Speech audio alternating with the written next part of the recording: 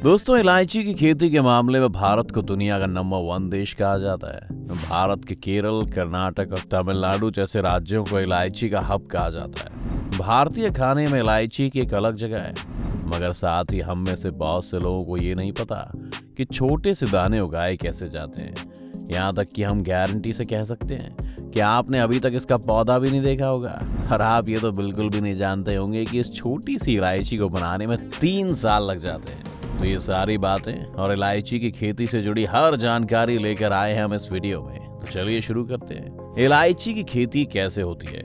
इलायची एक बहुत ही फायदे वाली चीज होती है, जिसका इस्तेमाल कई तरह के खाने और मसालों के अलावा कई तरह की दवाइयों में भी किया जाता है। आपको बता दें कि आयुर्वेदिक डॉक्टर का कहना है कि इलायची के इस्तेमाल से कई तरह की बीमारियां जैसे अस्थमा, गैस, खांसी, बवासीर, पथरी और यहाँ तक कि खुजली जैसी बीमारियों से भी आसानी से बचा जा सकता है। और आज के समय में तो इलायची की खेती करने वाले किसानों के लिए भी ये काफी फायदेमंद साबित हो रही है, क्योंकि इसकी बाजार की कीमत सुन के आपके होश उड़ जाएंगे, जो हम आपको बाद में बताएंगे।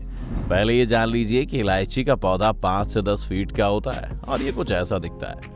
अगर आपने पहले से कभी देखा है तो हमें कमेंट करके जरूर बताएं।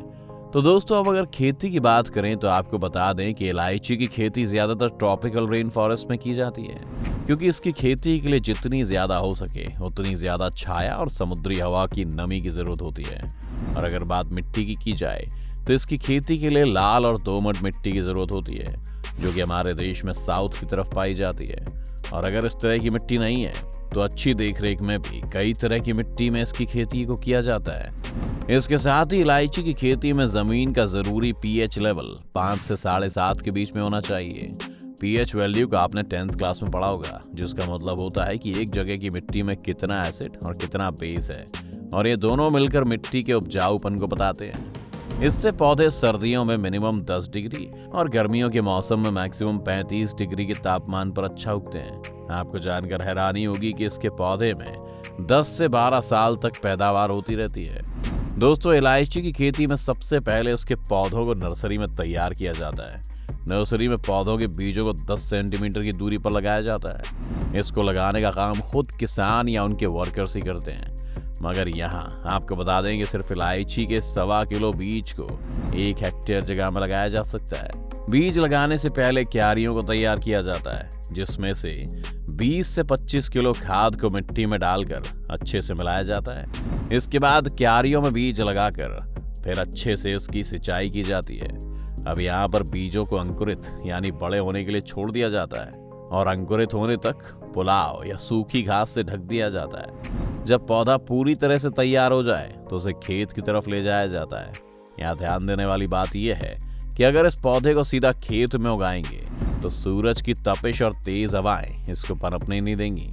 इसीलिए पहले इसको एक कंट्रोल एनवायरनमेंट में उगाकर इतना सक्षम किया जाता है कि असली दुनिया की मार झेल सके। इलायची के पौधों की प्लांटिंग का काम 1 से 2 महीने पहले किया जाता है और इन्हें ज्यादातर बारिश के मौसम में उगाया जाता है। जैसा कि हमने आपको पहले भी बताया कि इसको नमी की जरूरत पड़ती है, इसलिए बारिश के मौसम में इसकी खेती की जाती है, जिससे पौधों की आर्टिफिशियल सिंचाई यानी कि ट्यूबवेल के पानी की जरूरत कम पड़े और ये बारिश के पानी से ही उपजाऊ हो जाए।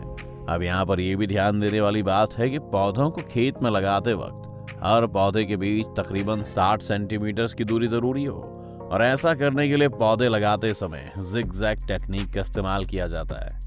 आप देख रहे हैं कि एक छोटी सी इलायची को उगाने के लिए एक किसान कितनी बारीकी को ध्यान में रखकर मेहनत करता है। हालांकि यह सोचने वाली बात यह है कि खेती तो पूरे साल होनी चाहिए, ऐसे में हर वक्त भी बारिश के ऊपर निर्भर नहीं रहा जा सकता। इसलिए इसमें सिंचाई भी अलग अलग तकनीक से होती है।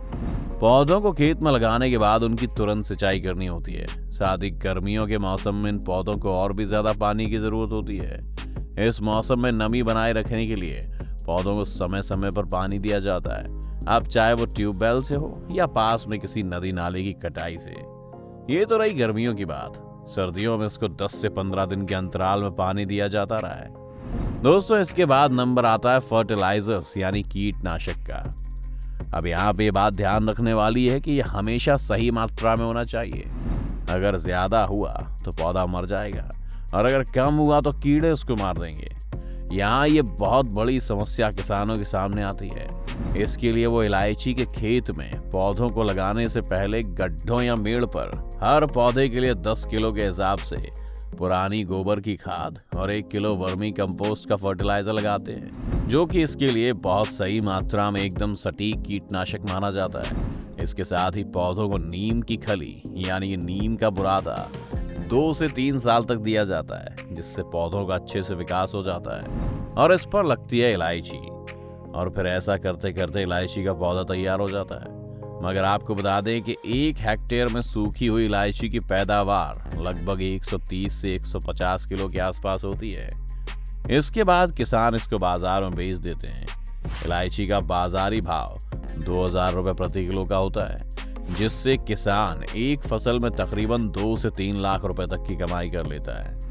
चलिए, ये तो हुई खेती की बात, लेकिन दोस्तों, अगर आपने अभी तक एक ही तरह की यानी कि हरी वाली इलायची देखी है तो आपको बता दें कि ऐसा नहीं है।